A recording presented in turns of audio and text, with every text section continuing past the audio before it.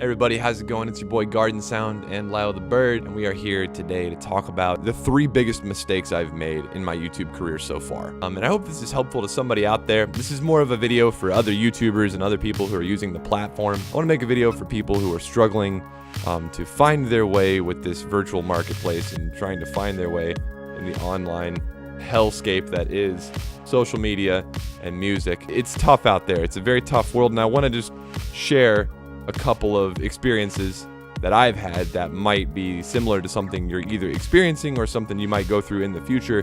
And you know what? This knowledge might help you out. So that's all we're doing here. First is talking about money. And this is something I want to talk about first because the message here that I'm trying to show is that it should be what you talk about first. So when it comes to getting paid, the biggest mistake a lot of artists make is accepting a deal for exposure and not putting themselves first. When you make a piece of music, or if you get a gig invitation or some sort of an offer to play at an event or a function or, a prom or even just at a show or a concert in general, one of the mistakes that a lot of bands, a lot of acts make is they say, oh, you know what? I'm just going to accept any gig I can get because they're desperate to get their show and their song out there. That's a big mistake. There's quite the argument that goes on between the crowd that is for self-promoting in a way where you have to do exposure first. They're like, oh, everybody's got to do it. Everybody plays for free. Everybody does the exposure thing. It's just the way it is. I would argue that it doesn't have to be that way. So my first gig I ever got was a paid gig. And it wasn't the highest paying gig, but it was a paid gig. And that's the point.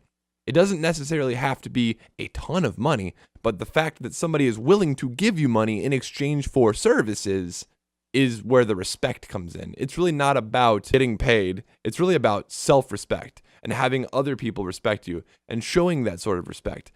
It really hurts everybody the more people play for exposure and the more people play for, that promotional opportunity. Yeah, if you play this gig, we're going to give you a lot of reach and you'll see a lot of people. There'll be a big potential for people to see your music.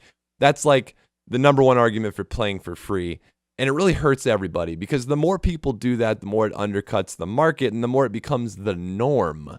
And that's what I'm trying to avoid. That's what I want everybody to avoid doing is don't make playing for free the new norm.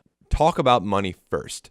And it really needs to be the rule of money talks, promotion, and exposure walks. When I talk to somebody about something they want me to do, like a gig, or if they want me to do music for them, or maybe they want me to mix and master something, the first thing I ask them, and this is the best way to talk about money, the first question I have is, what's your budget? So whenever I talk to somebody and they're like, I say, oh, what's your budget for this? And they say, oh, my budget is around $600. And then I go further, what's your budget for me? How much of that money do I get? And then I can judge based on that whether or not the project is worth my time.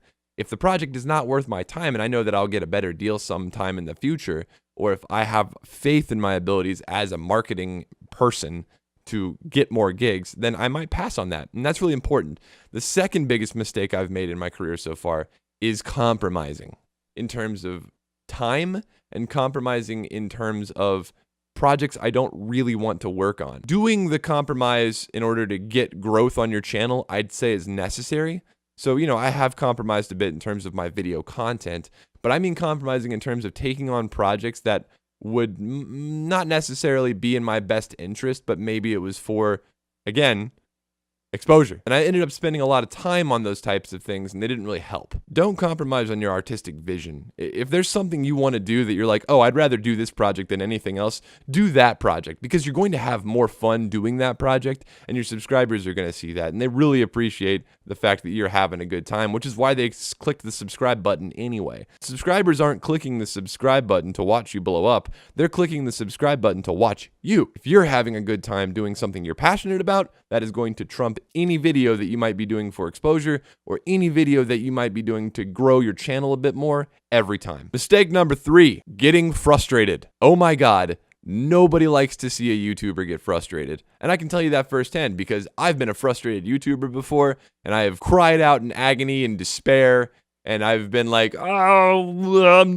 everything's happening to me. Why has everything got to be so bad? Why did I do Kermit the Frog there for no reason? Nobody wants to see that. Nobody wants to see that. I can't say that enough times. And let me say it again. Nobody wants to see that. Don't do that.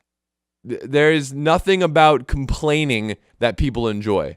Nothing at all. And you might think it's justified at the time. And you might put out a really angry video. Don't do that.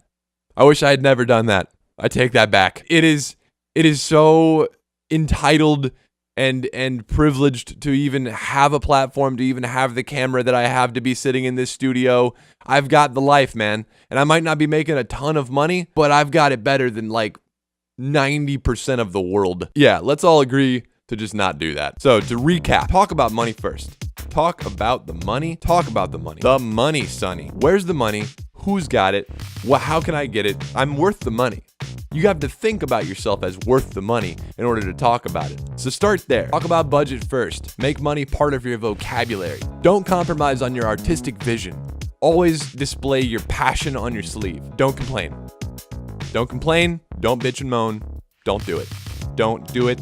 Don't do it. One more time. Don't do it. That's right, Lila. Don't do it. I gotta get some lunch. I'm hungry. Hope you all enjoyed the sample pack that I made with the dildo. Again, if you'd like to be part of that contest, details are in the description down below. The rules are the same as the chainsaw contest. Don't be disheartened if you didn't win last month. The winner from last month has to sit out this month, so don't worry.